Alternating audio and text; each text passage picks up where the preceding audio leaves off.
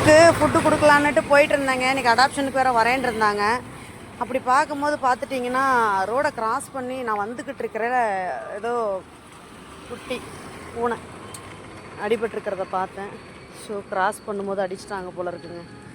அட கடவுளே, இந்த ஜீவன்களுக்கு ஏன் இந்த நிலமை? மனசுக்கு ரொம்ப கஷ்டமாக இருக்குங்கப்பா. அங்கே குட்டி பூனை கண்ணெல்லாம் வெளியே வந்திருக்கு. இப்படி ஒரு கொடுமையை பண்ணியிருக்காங்க. எல்லோரும் கடந்து போகிறாங்க, எல்லோரும் அது மேலேயே வண்டி ஊற்றி எடுத்துகிட்டு போகிறாங்க. ஆனால் ஒருத்தர் கூட அதை எடுத்து ஓரமாக போடணும்னு கூட தோணலை யாருக்குமே. எவ்வளோ ஒரு மோசமான சமுதாயத்தில் இருக்கிறோம் பார்த்துட்டிங்களா? மனசுக்கு எவ்வளோ கஷ்டமாக இருக்குது பாருங்கள். அதுவும் ஒரு உயிர் தானேங்க. அது மேலேயே வண்டி ஏறி பாருங்கள். கண்ணெல்லாம் வெளியே வந்து வாய்க்கு நாக்கெல்லாம் நீட்டிக்கிட்டு கண்ணே வெளியே வந்துருச்சுங்க. அந்தளவுக்கு குட்டி ஏற்றிருக்காங்க.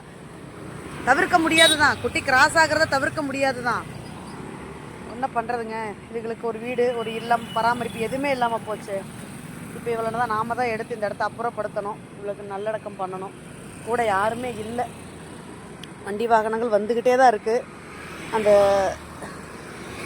சிவன் தியேட்டர் ரோடு ஏன்னா குட்டிக்கெல்லாம் காந்தி நகரில் இருக்கிறதுனால இதுதான் ஷார்ட்கட்டு.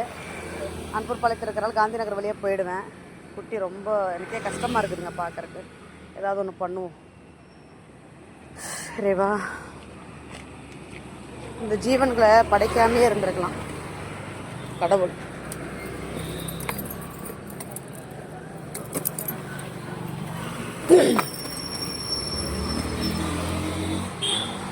எப்பயுமே நம்ம வண்டியில் இந்த க்ளவுஸு, மாஸ்க்கு இதெல்லாமே எப்பயுமே வச்சுக்கிறதுங்க. சானிடைசர் எல்லாமே வச்சுக்குவேன். ஏதாவது ஒன்று பண்ணுவோங்க குழந்தை. ஹெல்ப்புக்கு கூட யாரும் இல்லாத மாதிரி ஒரு சூழ்நிலை தான் பாருங்கள். எப்படியாவது இது பண்ணணும். அண்ணா கொஞ்சம் இதை வாங்கண்ணா, நான் இதை எடுக்கிறேன், கொஞ்சம் ஹெல்ப் பண்ணுங்கள். அப்படி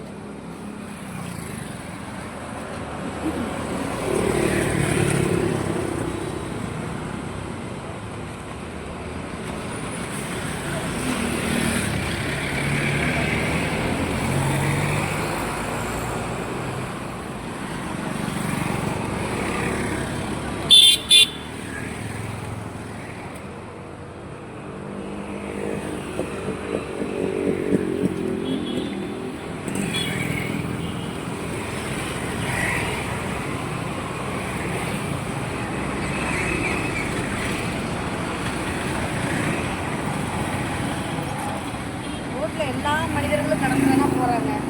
கால் எடுத்து அடிபட்டு கிடக்கு போல. நான் இப்பவே போன இந்த வழியில பார்க்கும்போது 2 கார் ஏற்றிட்டு போகுது. டக்கு நிறுத்திட்டு வந்து தான் எடுக்கிறேன். தயவு செய்து இந்த மாதிரி பார்த்தா ஓரமாவது ஏதோ ஒரு குழியை தோண்டியாவது புதைச்சிட்டு போங்க மக்களே. அதுவும் ஒரு உயிர் தானே. ரொம்ப கஷ்டமா இருக்கும். வண்டி வாகனத்தை இயக்கும் போது கொஞ்சம் கவனமா இயக்குங்க. கஷ்டமா இருக்கு. இதுக்கு மேல நான் சொல்றதுக்கு எதுவுமே இல்லை. சரி மேடம், எப்படி செதறி கிடக்குது பாருங்க. அதோட சரிங்கண்ணா, வாங்கண்ணா, ரொம்ப நன்றிங்கண்ணா. இது அதோட சதைகள், எப்படி சதை துணுக்குகள் இந்த ரோட்டில் செதறி கிடக்கு. தெய்வ செயலாக எதேச்சியாக அடிபட்டிருந்தா கூட அதை எடுத்து ஓரம் போடுறதுக்கு கூட மனிதர்களுக்கு மனதில்லை. இதுதான் உண்மை.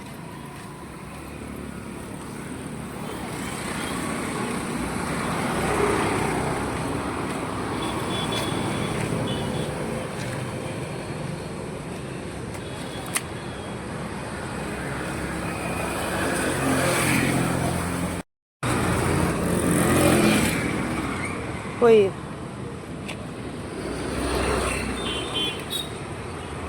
நல்ல இடமா பார்த்து புதைச்சிட வேண்டியதான்.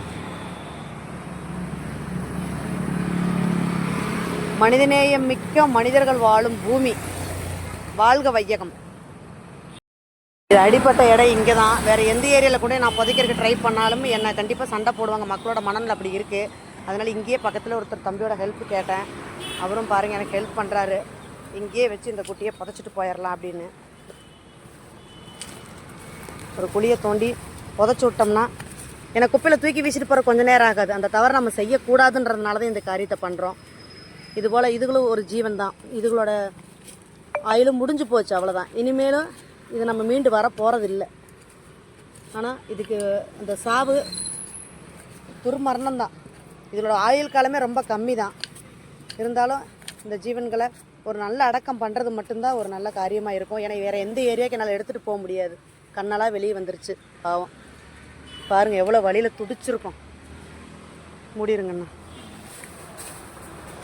மண் இல்லை போட்டு போடும். ரொம்ப நன்றிங்கண்ணா, ரொம்ப நன்றிப்பா. மற்ற மிருகங்கள் சாப்பிட்டு அது ரொம்ப இதாயிரும். அது ஏதோ மக்கி போகட்டும். ரொம்ப நன்றிங்கண்ணா, ரொம்ப நன்றி, ரொம்ப நன்றிங்கண்ணா.